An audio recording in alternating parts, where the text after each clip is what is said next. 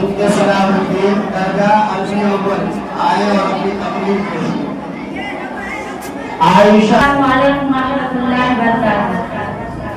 الحمدللہ وکفى والسلام علی عبادہ الذین اصطفى اما بعد فقد قال النبی صلی اللہ علیہ وسلم ما تزوج امرأة لعزها لم يزد الله إلا ظلا وما تزوج عالما لم يزد الله إلا فقرا أو كما قال عليه الصلاة والسلام۔ صدر محترم اسلامی مدرسہ اکرام، اس وقت میری موقع پر ہمارے معاشرے کا وہ ناصور ہے جس نے زندگی کی بنیادوں کو ہلا کر رکھ دیا، سینکڑوں ہزاروں گھروں کو تباہ برباد کر دیا اور کتنے ہی جذبات کو مسل کر رکھ دیا۔ یہ وہ بیماری ہے جسے آپ جیل کے نام سے یاد کرتے ہیں۔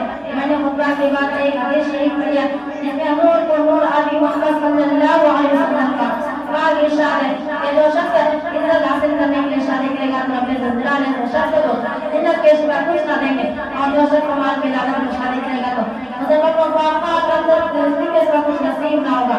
اسلام کے پاس بانو آج ہندوستان کے اندر اور خاص طور سے ہمارے معاشرے میں دین ایک ایسا موضوع بن گیا ہے جو ایک دنیا سے زیادہ خطرناک اور ملک ثابت ہوتا جا رہا ہے۔ اس دین کی بنیاد پر روز ہندوستانی معاشرے میں ایک اخبارات کی دعوت چھپتی ہے کہ فلاں شوہر نے اپنی مسلمان والوں سے اسکوٹر نہ ملنے پر اپنی نئی نئی کو جلا دیا، فلاں شخص نے مزید دہر کا معاہدہ کرتے کر بیوی کو موت کے گھاٹ اتار دیا۔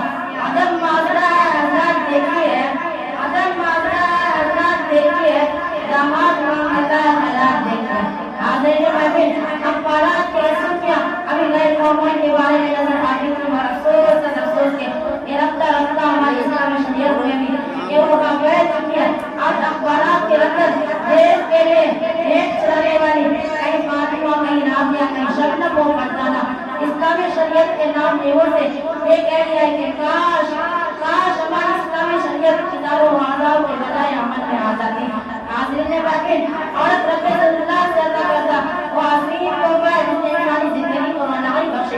اسی عورت کے دامن نظروں میں خوبصورتی پیدا ہوئی، اسی معصوم کریم حضرت آدم علیہ السلام کی زندگی سے پاک معاشرے کو ڈھونڈ گیا، مگر ان تمام باتوں کے باوجود بھی سنت اسلام کی تاریخ شاہد ہے۔ حاضرین محفل، آج ہم یہ کہتے ہیں کہ ہمارا بیٹا ڈاکٹر ہے، ہمارا بیٹا انجینئر ہے، ہمارا بیٹا پائلٹ ہے، ہمارا بیٹا گریجویٹ ہے، ہمارا بیٹا ٹیلیفون آپریٹر ہے، ہمارا بیٹا سعودی عرب میں رہتا ہے۔ اس لیے دہیج میں جہاز چاہیے۔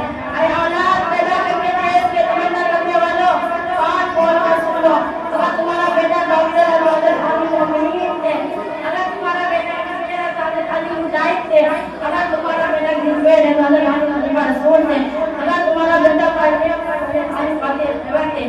حضرات، آج یہ ہم سب مل کر اس بات کا اعلان کریں کہ اس ملعون جیسی رسم کو مٹا کر سمجھیں گے۔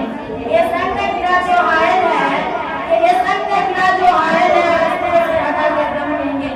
ہم پھول بھی ہے، تلوار بھی ہے، باطل کو مٹا کر سمجھیں گے۔ وما علینا الا البلاغ۔ السلام علیکم ورحمۃ اللہ وبرکاتہ۔ ماشاءاللہ، یہ تھی عائشہ صلاح الدین، متعلمہ دارالجامعۃ الصادقہ للبنات درجہ اول۔ اب میں